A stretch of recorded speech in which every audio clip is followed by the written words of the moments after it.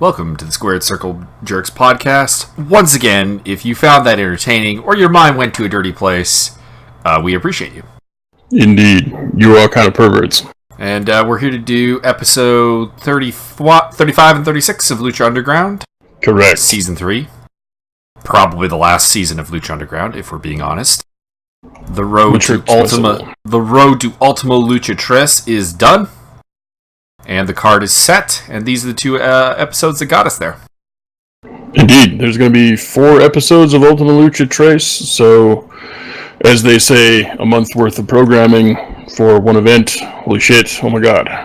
Yep, that feels almost how WrestleMania should probably go. Mm-hmm. So let's start off with episode 35, shall we? I suppose if you have to be linear and logical, we can do that. That kind of is my thing, yes. Because if I left this in your hands, we would be talking about WrestleMania 1998 at this point. Did I watch that one? You lead us in. I'll actually look that up. Alright, episode 35. We open up with Ricky Mandel has a surprise, something that's going to make Ricky or Johnny Mundo really happy. Taya says he's not going to like it. Jack Evans and PJ Black are just laughing, and Johnny Mundo appears and asks, what am I not going to like? And it turns out that Ricky Mandel has legally changed his name to Ricky Mundo, and Johnny Mundo doesn't like it. So, predictably. There you go. This leads us into the Atomicos match.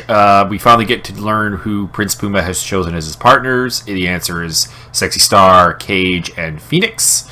And they're up against Mundo, Taya, PJ Black, and, well, technically they're up against Mundo and Taya and PJ Black. But Ricky Mandel announces to the world that he is now Ricky Mundo. And Johnny says, you didn't ask me if you could do that. We're going to have to put you on the bench. We've got a new partner, and it's Marty the Moth Martinez. Snap. So, during the match, Jeremiah Crane steals the Gauntlet from Cage. This will play into the storyline later in this episode and into the next episode. But we'll focus on the match for now. Pretty good match.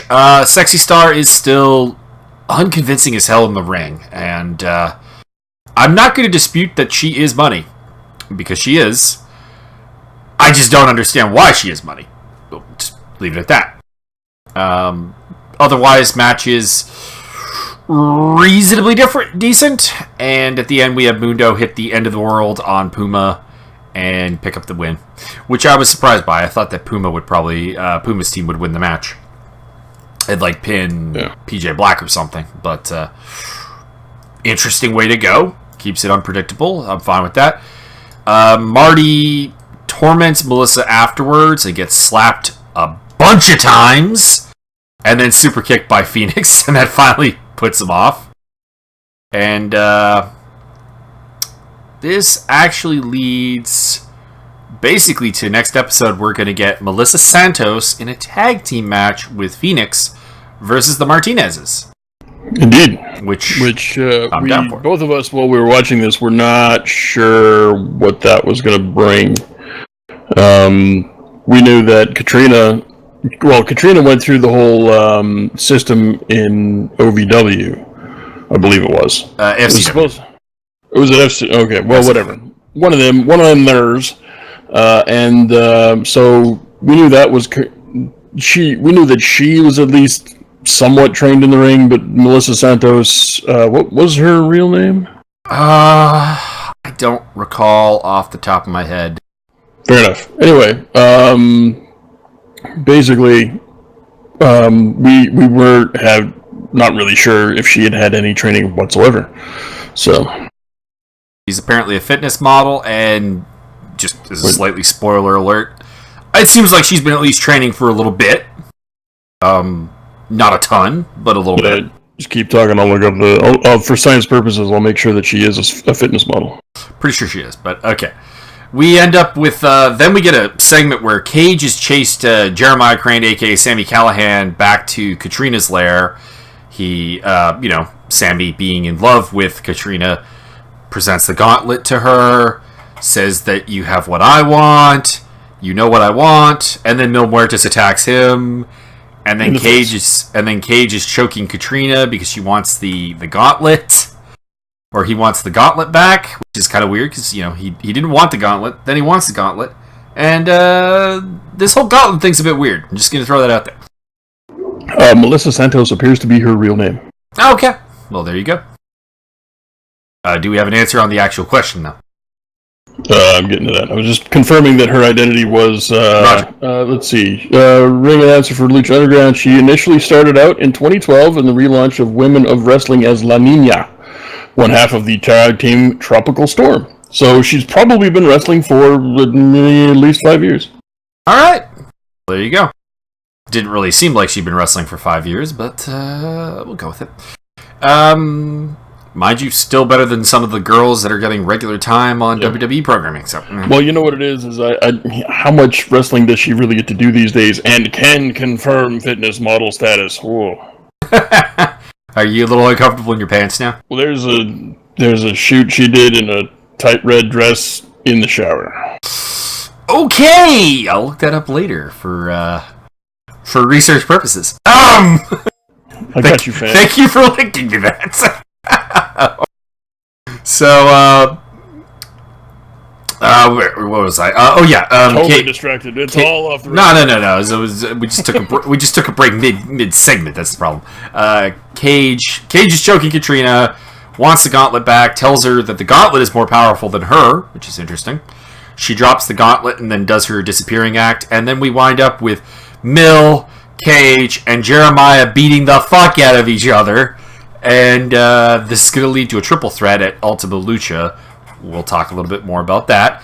And Dario Cueto sneaks in to steal back the gauntlets from Cage. So, yeah. So this leads into Dragon Azteca versus Pentagon Dark in a medallion match. This was a really, really good match. I actually really enjoyed it. Dragon Azteca, a.k.a. Ray Horace, is very good. Getting better every time out, I think. Mm-hmm. And Pentagon Dark is arguably one of the best things about Lucha Underground. I'd say top 5 at least. And eventually Pentagon gets the win with the package pile driver because, you know, he must. Because, one, we'll talk about this in more detail, but the Gift of the Gods match, if we're being honest, did not have a lot of star power in it. So it definitely needed Pentagon to really make it a thing. Pentagon is... Interestingly enough, he seemed like he wasn't going to break Dragon Azteca's arm, that he wasn't. Like, we've never seen him waffle about breaking someone's arm, have we? No, it looked to me like it wasn't like he was conflicted at all. It just was, oh, yeah, I forgot to do that thing. Hey, do you want me to do that thing? And the crowd went, we want you to do that thing. It also could be the fact that he technically already has 2 arms of Aztecas on his trophy mantle, as it were. There's no third arm to break it. But to segue back into the Melissa Santos, I'm looking at her IMDb. She has credits as the following characters, if I may. Okay. Sexy Woman in Pink, Picante, Mean Girl, Pillow Fighter Number 1, Thing Girl, and Southern Comfort in a film known as The Erotic Samurai. Okay! And you know what? Maybe we should do a review of that film for science purposes. Okay.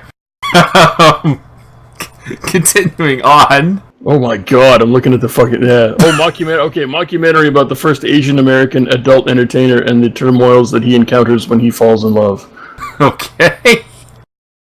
This is hilarious. This is hilarious. This is leading to just all kinds of hilarious avenues. Indeed. Thank you, Melissa Santos. A guy in there named Seymour Butts. Carry on. I'm not entirely certain I can. Anyways, Matanza, of all people, comes out to make the save for Azteca. But we realize that this is obviously not to save Azteca. This is how did I term it? This is my prey. It's just one predator chasing the other one off the kill. Yeah. So Pentagon backs down, but does get into Dario's face. So this is not it's not over.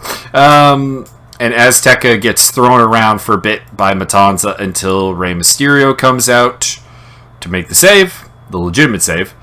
And this leads into our Matanza Cueto Rey Mysterio match. I will say, and then I'll turn it over to you.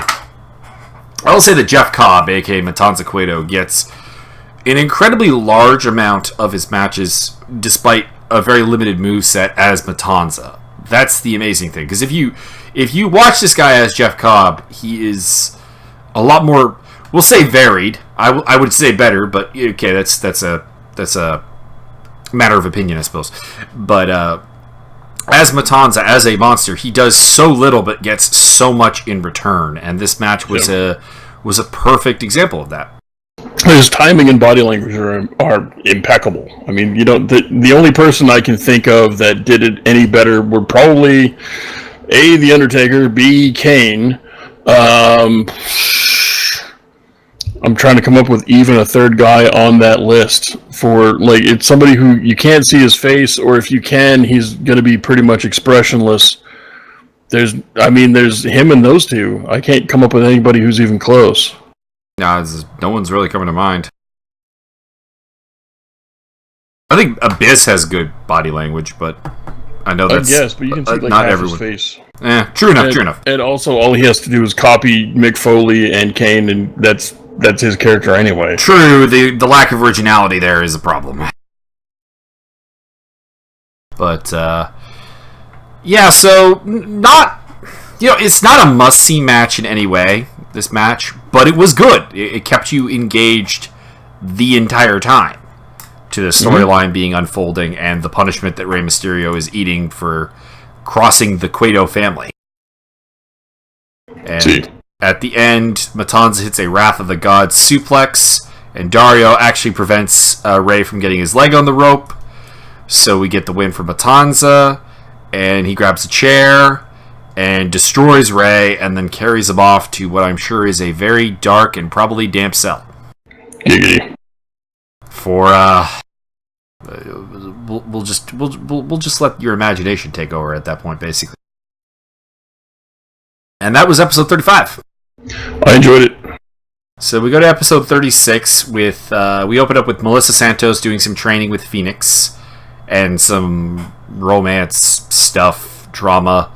She wants him to take the mask off. He doesn't want to do it, which is weird because they had a scene a couple of episodes ago, like maybe like episode 31 or something, where they were walking to Melissa's car, and she was asking him if he takes the mask off, and he said, don't always wear the mask. So I guess that was kind of the logic plot hole of this whole scene. Like, yeah, well, he doesn't say, like, I'll just take it off whenever I want. He says that sometimes he doesn't wear the mask. We don't know what those circumstances are.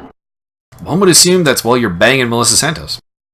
Yeah, but from the body language, I could surmise that they have not banged. True. But, I mean, in storyline, in theory, they have. Possibly.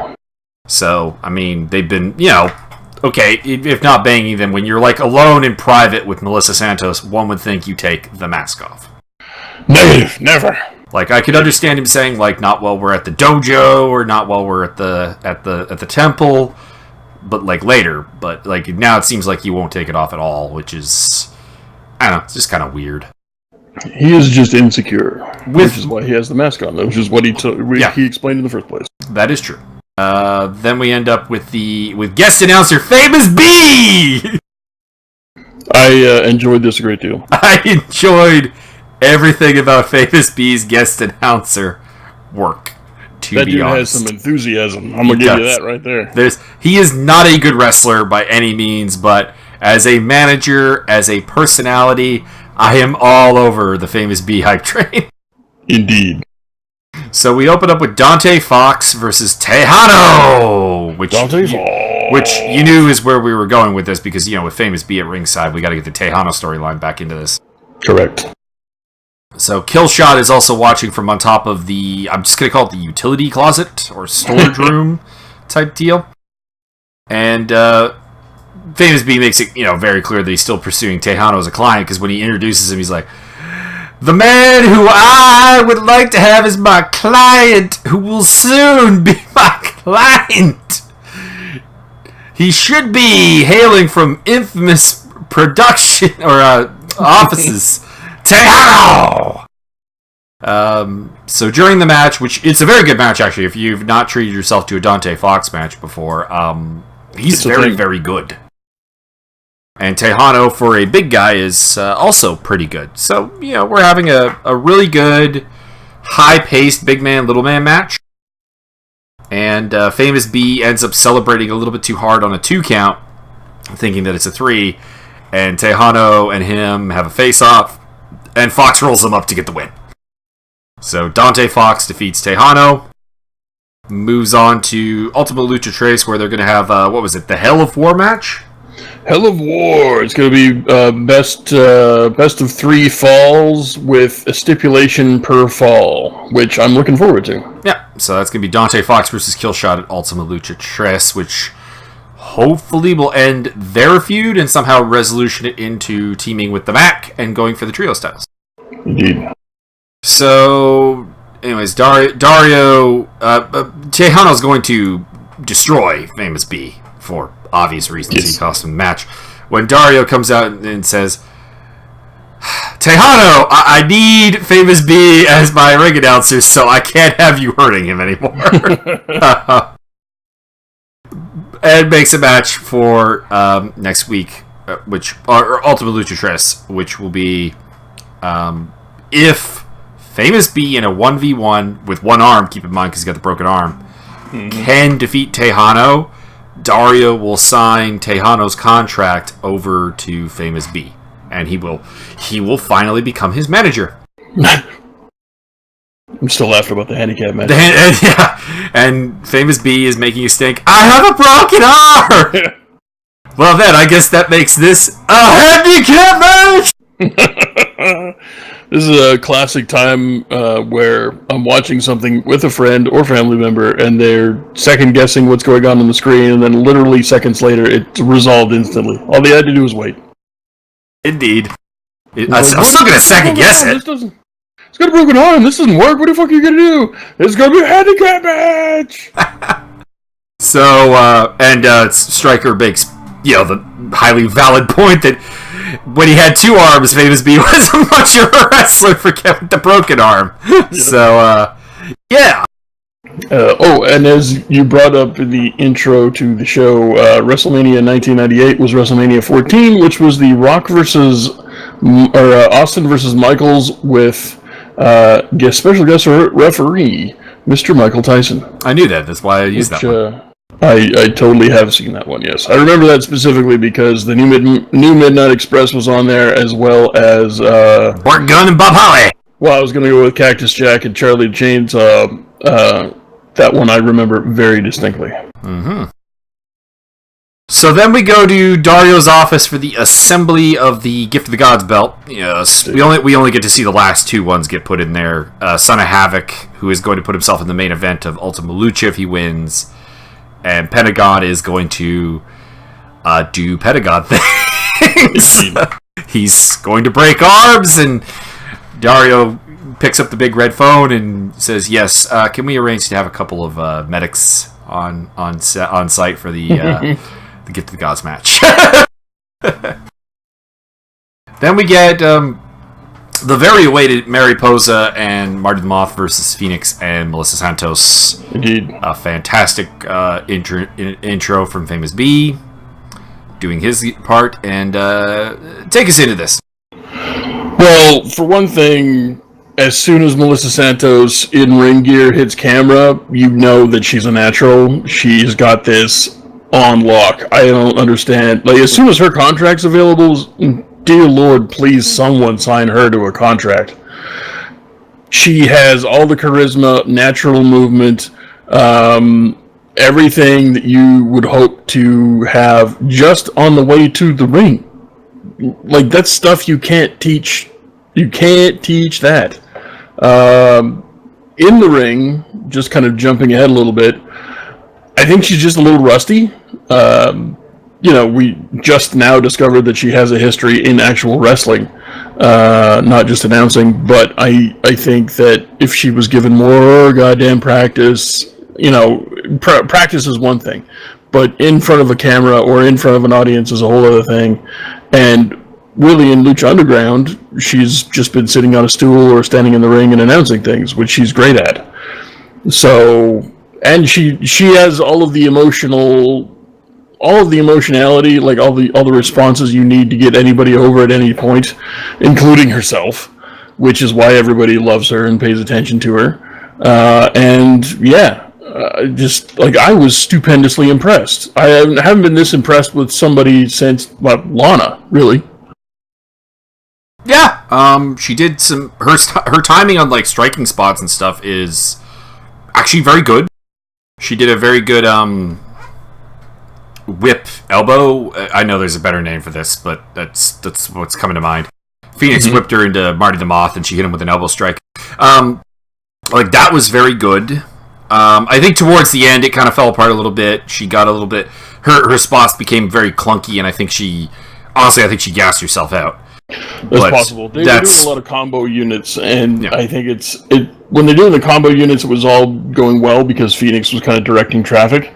She's in there with three fantastic wrestlers. Well, that's exactly so. Yeah. So I mean, there is that, but at some point, she obviously, like I said, she's a little rusty, and this is just something that I would expect to see on somebody that probably hasn't wrestled in well over 2 or 3 years, right? Also, in fairness, she's also working in a lot of these spots with Marty the Moth, who we can't say enough good things about Marty the Moth. We love Marty the Moth, but he is a big guy. So if she's probably never really worked with a guy that size before. So that's probably part of that. I don't know how big she is, but she seems Phoenix. How tall is Phoenix? Phoenix is like 5'10". Shorter than that, I think. 5'9", 5'8", somewhere in there. Well, Melissa Santos is noticeably shorter than that. So she's bigger than what's the Harley Quinn knockoff chick? Alexa Bliss. Yeah, she's definitely taller than Alexa Bliss, but I don't know by much. Phoenix is billed at 5'9.5", which I would say shorter, to be honest. But we'll say 5'8", so she's probably 5'3". I'm also looking up cheerleader Melissa for she's in the ring too, so we have a comparison. Cheerleader Melissa's 5'8", so I'd say Phoenix is 5'8". Yeah, so Melissa Santos is probably 5'3". Yeah. 5'4", I'd say. Little above the 5'3". But yeah.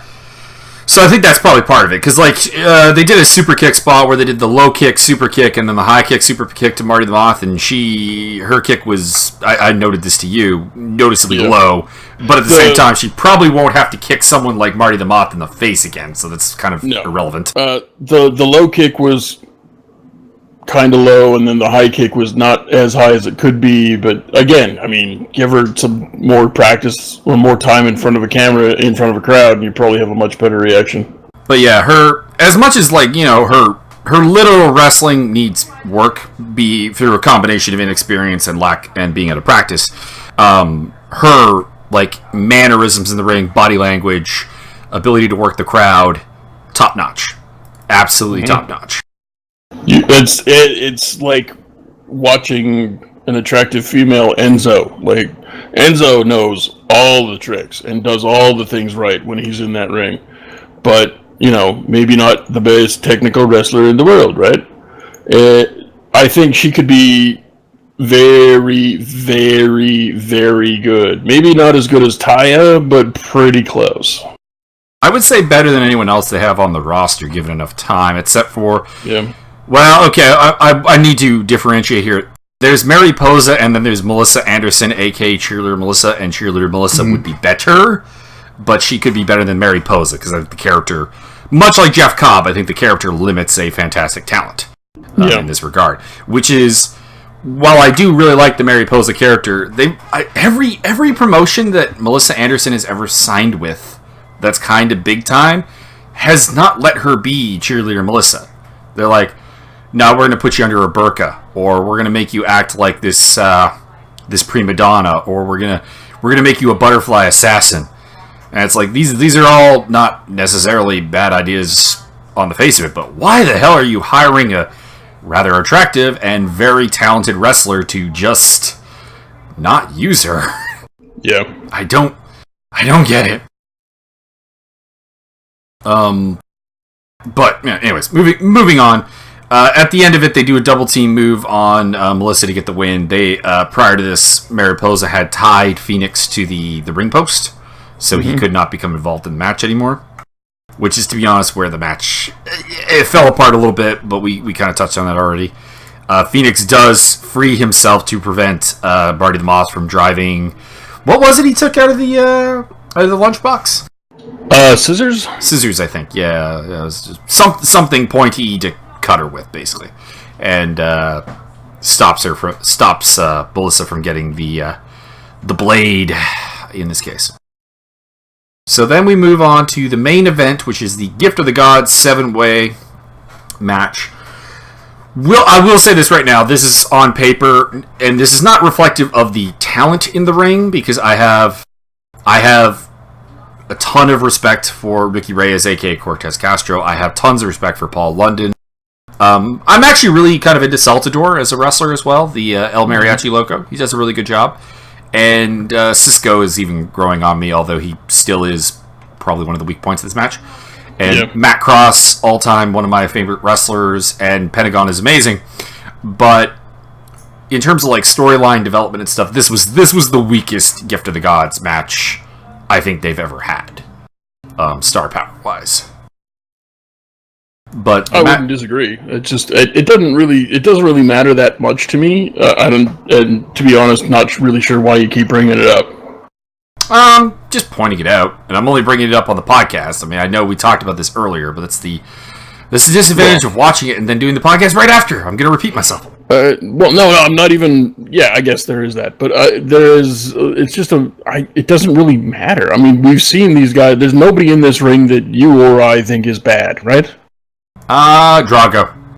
Well, he's just not good enough. He's not bad. We're very mixed on him. Yeah, I think he's just not good enough. But he's not a bad wrestler. He just does things that neither of us think are strictly necessary. So, as far as star power is concerned, I don't really care. It matters. It matters. I guess the point is, it matters in the sense that in every other Lucha Underground Gift of the Gods match, I have had to ask the question, who do I think is going to win the match? Yeah, okay. This time I didn't. It was like, it's going to be Pentagon and like maybe Havoc. Like that's fair it. Enough. I can see that. I did not put that into account. But it's just, it doesn't really, I don't know, it does. The fact that they're not stars doesn't really bother me so much. To be honest with you, I may be, this is me being kind of a mark, but I would be more interested in something like this with the caveat that maybe they're going to make a new guy. Like, maybe they're going to put somebody over. Maybe they'll put Paul London over. Maybe they'll put Matt Cross over, which, spoiler alert, they did. Havoc I could totally see. Yeah. Not so much London, but that's because of the backstage optics of Lucha Underground at this point, where at this point in the filming, they knew that they were in financial trouble, so guys like Paul London, Rey Mysterio, former WWE guys who probably had a pretty hefty paycheck, were probably going to be, to a degree, marginalized and not just under the possibility they weren't coming back. Yeah. So that's why it wouldn't be London. I don't think Saltador. Drago already had a belt. Like that's kind of the thing. Is like, who would you really put over as the random guy here? I mean, I guess we could say Havoc, but I mean, other than him, it's like Cortez Castro is, I think, your only real option. Yeah, you know what? I'm not going to disagree at all. But everybody's got to start somewhere. So what if they took this opportunity to just put somebody new over? And what if we already have a pretty strong storyline with Cortez Castro? Why not him? I'd be down with that. I mean, I'm a mark for Ricky Reyes. I've always liked him. Yeah. So I guess that's something I didn't really think of, but I think my criticism remains. But I think you have mitigated it somewhat. That's just my only thing is what could be, and again, I will fully own up to being a giant mark. And after being kind of negative on the match, I enjoyed it. It was a fantastic match. There's some good stuff there. There's some good comedy with the White Rabbits. There's especially when they interacted with Pentagon. Pentagon is great. Havoc is great. Drago, kind of a wet noodle on this one. Not really much there. Kind of there. Not a lot from Cortez Castro either, to be honest. Although it was kind of interesting to see, of course, Cortez Castro in there with Mr. Cisco, who is Mala Suerta in the White Rabbits, for the first time since Mr. Cisco died in front of him, or not in front of him, but on the bug. Yeah, he listened to Mr. Cisco's death. There, that's where I'm going for. Very much so. The Wire. So a really good match, and we end up with a simultaneous pin, which it could have been a little better, but anytime you do a simultaneous pin, there's always a possibility of kind of not getting the timing fully correct, so waive that criticism. Havoc pinned Saltador, and Pentagon pinned London, I think. I believe that's correct. After Pentagon had delivered 2 package pile drivers to the White Rabbits. And Dario comes out, says, I understand that there's some confusion, because I just watched it myself! They both pinned them at the same time. Dario Cueto, by the way, greatest authority figure in wrestling, possibly history. I mean, jeez, just I would say so. Amazing. What do you mean? You'd say he's better than J.J. Dillon? Yes. Fair enough. I'm not really a J.J. Dillon fan. I don't think anybody is. There are people that are. Lies. But yeah, just does a fantastic job of selling the whole thing. And at Ultima Lucha, we're getting a ladder match. Pentagon versus Havoc, with the Gift of the Gods up above the ring. So that's the last match on these 2 episodes, and we roll into a post-credits bit with Dario Cueto getting in the limo with the FBI agent from a couple episodes ago, and his Lord, which I'm still dying to know who the Lord is, to be honest. It's Cthulhu. I mean, I'd be down with it. I wonder what Cthulhu's booking fee is. A lot. Your soul. Your soul. So apparently Dario is concerned. They've of course, backtracking here a bit. They gave the gauntlet to Cage to get him to transform or become possessed by some demonic entity. Cage killed Lorenzo Lamas' character, and apparently Dario's been very concerned that what if he's not a man? What if he's a machine and he can't actually be possessed? So he proposes that we put the gauntlet on the line. 3-way match: Jeremiah Crane versus Mil Muertes versus Cage. And they ask him, well, what happens if Cage wins? Because that's your concern, is that he cannot be possessed. Which, honestly, actually, you would think Mil Muertes might also be a problem, because being a dead man, maybe he can't be possessed. Well, I guess technically, by all accounts, Mil Muertes is already possessed, is he not? I would think so. And so that leaves them really cheering for Jeremiah Crane, but Jeremiah Crane appears to be some kind of immortal guy. Going back to that episode where he had the thing in Dario's office and said, "Oh, I put it up here years ago." So, yeah, it's kind of interesting that they're doing a 3-way. They become possessed by a demonic entity, but there's a storyline where all 3 of them may actually not be possessable. Yeah. So that's some really good storytelling, actually. That's some really deep stuff. But anyways, we're getting a 3-way. Sami Callihan, Brian Cage, and what is Mil Muertes' actual name? Banderas? Ricky Banderas? Yeah, Ricky Banderas. And we're getting those 3 in a match that makes me very, very, very excited, because we've seen Mil versus Cage. We've seen Mil versus Crane. I don't think have we seen Cage versus Crane? I don't think we really have. Not that I'm aware of. But these are 3 big dudes. Like Sami Callihan's gonna be the smallest man in this match. That's pretty impressive, actually. Mm-hmm. You got 3 really big dudes. They work really stiff appearing, but safe at the same time, which is nice. And they're actually, outside of Mil, who's not tremendously athletic, but the other 2 are, like, they will do things that big men aren't supposed to do in terms of like aerial stuff and that kind of thing. So this is gonna be awesome. We'll just leave it at that.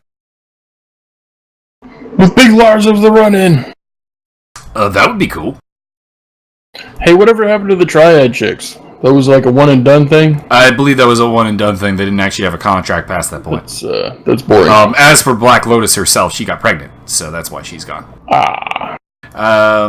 Maybe they'll come back. So, yeah.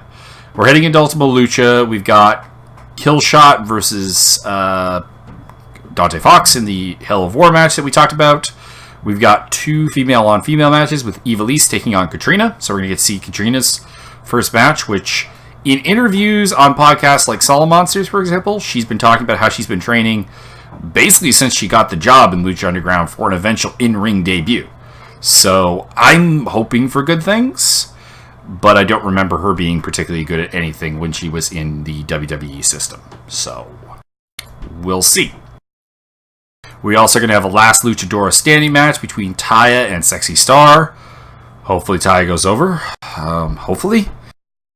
Though recent events have told us that Sexy Star doesn't people go over on Sexy Star. That's just kind of how it is. Apparently. We've got, of course, Prince Puma versus Mundo. We've got Rey Mysterio versus Matanza Cueto. I don't think that one's actually booked, but we're getting something on Ultima Lucha with those two. Would be mine, I guess. We got the 3-way for the Gauntlet. We've got the ladder match, Pentagon versus Havoc. Am I forgetting anything? Oh, Marty the Moth versus Phoenix. Mask versus Hair. Yes. So, pretty good stuff. Could see some things getting added. I think maybe we'll get the... I'm surprised we're not getting a trios match on that. You'd think the Reptiles would have to defend their belts. I would have to assume so at some point. Not overly certain who against, because really your only option would be against the White Rabbits, and we've already done that match, I think. Well, based on the fact that I've been staring at the Wikipedia page for the last 2 years almost with no end result, I know who the Trios champion is right now. I find it unlikely that it'd be an Ultima Lucha, though, because you do have Killshot and Dante doing what should be a hell of a match. Yeah, but it's supposed to be 4 weeks of shenanigans. Oh, maybe. Could be. That'll be interesting. And the Mac has no dance partner for the Ultima Lucha, so... Exactly. That would work. Cross your fingers and hope for that. Do that shot. I think that's everything. And we're going to be watching No Mercy tonight. And probably we're going to hate it.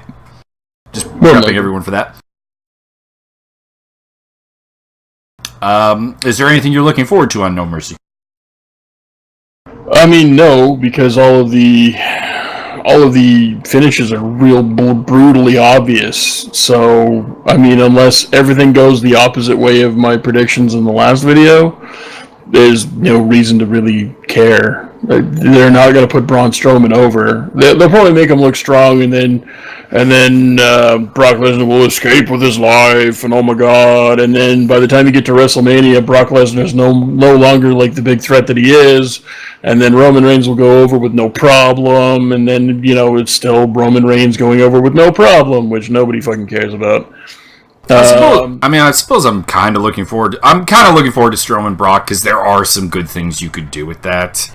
Yeah. I don't trust them to do it, but I could see Strowman winning and then kind of have a re-emerging Brock Lesnar thing. Kind of to a degree like he when he lost the title to the Big Show back during his first title run. Kind of replicating that a little bit. Only without Paul Heyman turning on him, please. I don't need that part. Yeah. But other than that, yeah, I can't really say that I'm super looking forward to anything. I think the tag team title match will be okay. That's about it. Maybe. I have no faith in the cruiserweight title match being all that good. I'm not exactly hyped for Reigns and Cena. I think it'll be okay, but not great. Not hyped for the Intercontinental title match. Not hyped for the women's multi-woman match. because they have been historically very bad at doing them. Yep. Yeah, I guess that's the entire card. So pretty much, yeah. Get ready for a negative No Mercy review. I guess that's where this is going. Anything else you want to tell the people? Not particularly. I think that's all we got. Again, if you want to hear my instant predictions on everybody who's definitely going to win, because it's brutally obvious, make sure you tune into like the last 5 minutes of the last video, and that's pretty much it. Yep. So until we return with No Mercy thoughts, get off Byron's lawn and enjoy your day. Correct.